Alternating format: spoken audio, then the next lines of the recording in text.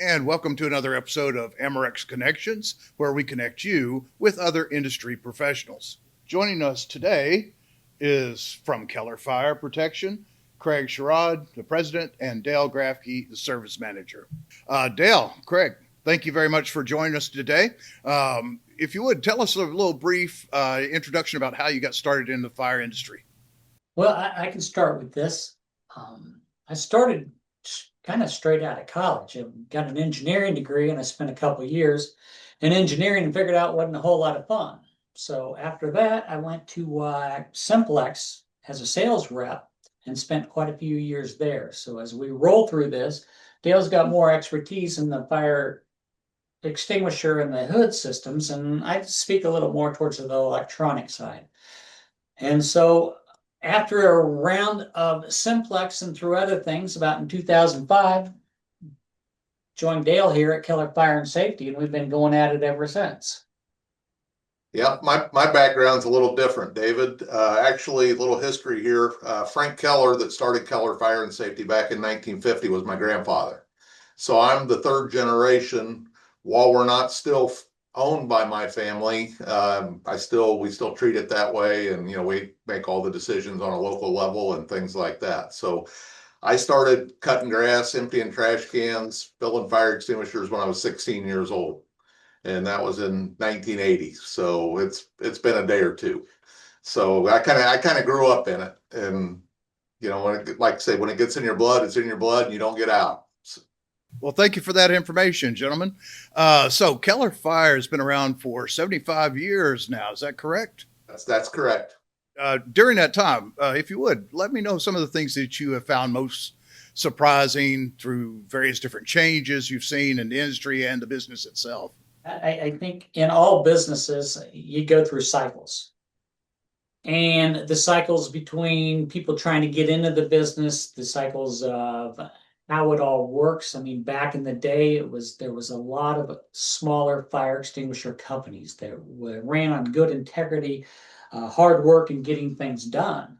And as you know, recently, and there's a lot of acquisitions, companies all coming together, and it puts a strain on the company, a strain in both ways. I mean, sometimes when you have the barrier to entry within this market isn't very high, and so you can have a lot of new entry into the business.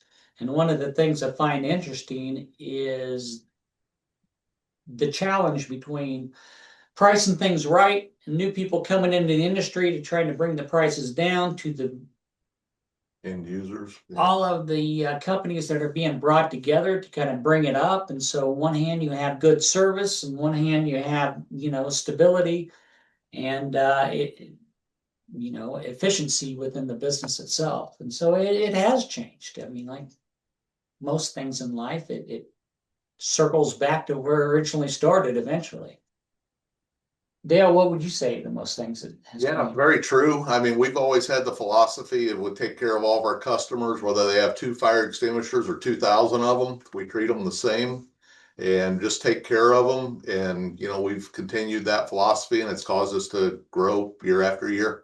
That is fantastic. You hit on, both of you hit on a couple of real key changes that have impacted our industry, basically industry wide. What are some of the things with Keller that have surprisingly stayed the same throughout the years? Yeah, I think it's just been our ability, not 100%, but hiring good quality people and trying to do that vetting process before we throw them out there in the streets. Get them in here, learn their work ethic, usually start in the refill shop, find what their skill sets are, and then move them out to different areas where they can be successful for not only themselves, but for us as a company as well. Well, that's very well said. I mean, I think a lot of it too is what we talk about many times. And then is at the end of the day, it doesn't care what industry you're in. People want to know that you care. And they want people to respond. Even if it's not good news, at least a response is a response and they know where it sits. And I think that's one of the things that really drives between what you and Willie do on a regular basis and driving that requirements. Very well stated. And that kind of leads me into the next question. Since you do have multiple locations, what are some of the guardrails that you have in place to ensure that consistent quality in customer service and product quality and installations and so forth across the width of your company? Well, David, we only have two primary locations. One here in Kansas City and one about an hour west of here in Topeka, Kansas. So that's we're close enough together that we can do all of our training of the technicians and things in-house here in our facility. So that helps us standardize the training and the effectiveness that goes with that. Yeah, and to add to that, we spend a lot of time in reports. And making sure that the work is done. The reports to make sure that the work is done completely and accurately. The inspection software that we use. And luckily, we graduated from the days of keeping index cards and pieces, triplicate forms in there. And it really has helped because we can run reports to make sure that all extinguishers are checked. I mean, sometimes it's really cold outside in the Midwest out here, and them extinguishers are a long ways away, and the temptation is there. But as long as there's guardrails, as you say, in place, things get done. And I think the customers can really appreciate that, and I think all the technicians can appreciate it as well, making sure that everybody is collectively on top of their game. Yeah, David, you asked us what some of the big changes have been over the years, and I think the majority of that, outside of the people, is the technology aspect of it. When I started this, I had the 3x5 index cards, that had all the customers' names and who the point of contact was and what month they were due and how many extinguishers they had, and now, it's all computerized, with the barcode reports, and we know before we even go to a place how many of them are going to be due for service, and it helps us whether we decide to leave loaners refill their extinguishers or swap them out, whatever the case may be. Just the technology's made our business a lot more efficient. Very good points you bring up. I do appreciate that. And speaking of, both of you mentioned a little bit about the customer consultation side of the business. And in your estimate, what would be one of the key pieces that customers underinvest in when it comes to fire protection? It seems like fire protection is as much as we do in the public for protecting people and property. It is amazing to me how sometimes customers will put so much stock into it, so little of investment into it, really.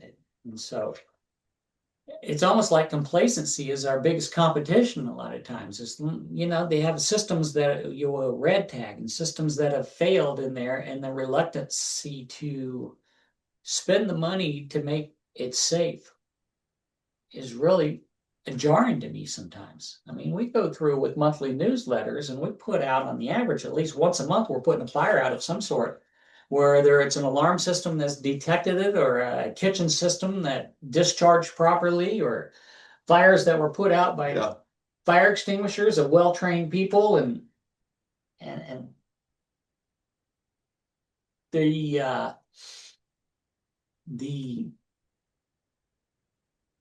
fact that people will invest in so many things that are cosmetic, but the core structure of safety in there is sometimes overlooked, is a little bit jarring to me sometimes.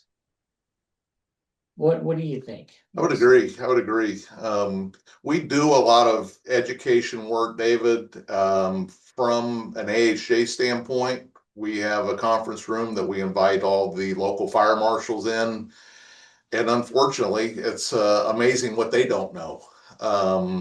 So it's in our best interest for the whole city, the industry as a whole, to educate them, and hopefully it trickles down to the business owners and things like that.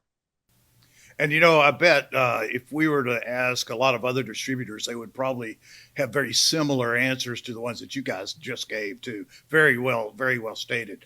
Sort of looking forward, what are some of the biggest challenges that you both see as far as fire protection, the industry going forward? But then also, what are some of the key things that you see happening with Keller going forward into the future?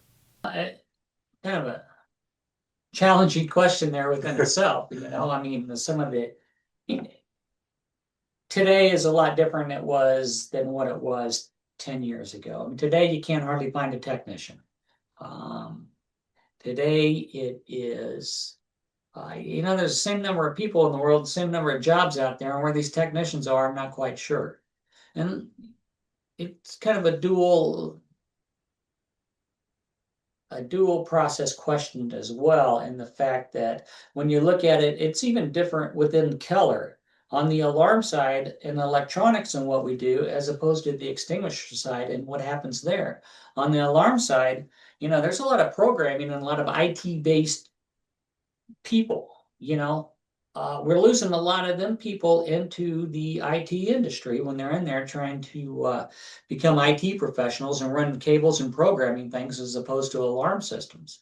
One of the things I think industry-wide that we have is not enough people know about the fire protection industry. They're going through high school, they're coming out of it. You're talking about college, you're talking about as an electrician, a plumber, HVAC person. I don't think a whole lot of people first and foremost thoughts think, hey, I think I'm going to go be a fire geek because it looks like it's really a lot of fun. I know that we go back and forth with people that want to be working as a fireman, fire people, EMT people, and they go back and forth, and we get some of the interest in just because it's a similar industry and they know of it.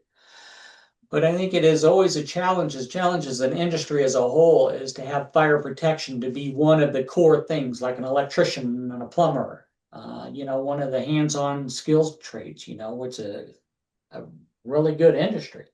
Yeah, we're always, bannering back ideas. How do we attract new blood? We've, the core management team here at Keller is, probably closer on their way out than they were on the way in. Wait a minute. And so we're looking for that next generation of people. And it takes, this industry takes a unique kind of person, because like Craig said, you've got to have, on his side of the alarm and suppression side, you've got to have somebody with IT knowledge to do the programming, but they've also got to be willing to get their hands dirty to go out and weigh those CO2 bottles and things like that.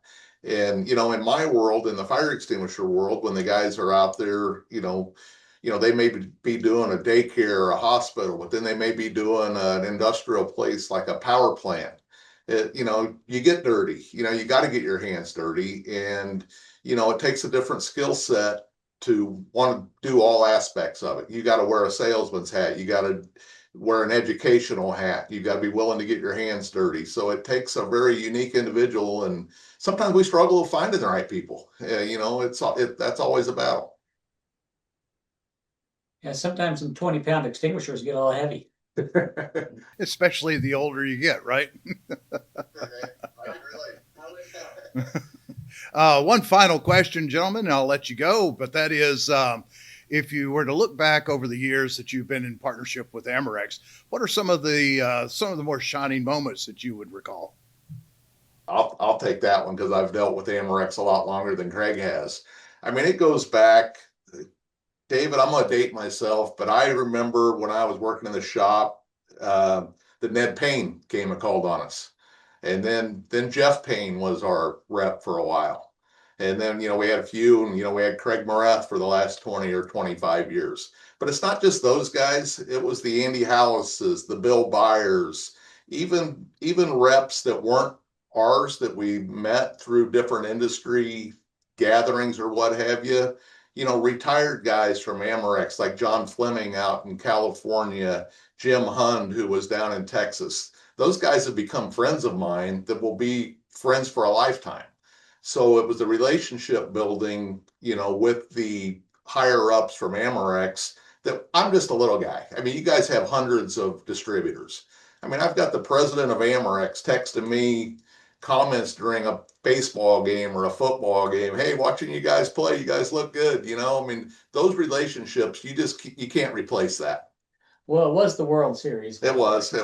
But I have to echo that as well. I mean, sometimes an extinguisher is an extinguisher, but it's the people behind it. So it's no different than our technicians and the service that we provide. I would say across the nation, of knowing the distributors and the other people in the industry that I have, I think Amerex is, and the group of people that you're talking about, is really what glued all of that together. They have really gone out of their way to make it more of a community rather than just a product. And I don't think that any other, I mean, honestly, no other manufacturer out there has done what the guys that you were talking about No. has done. No, we could represent anybody we choose to, but just the relationships we built over the years, I mean, we wouldn't even look anywhere else right now. Yeah, I remember all those guys that you just mentioned. And yes, I agree with you 100%. The relationship is an important part.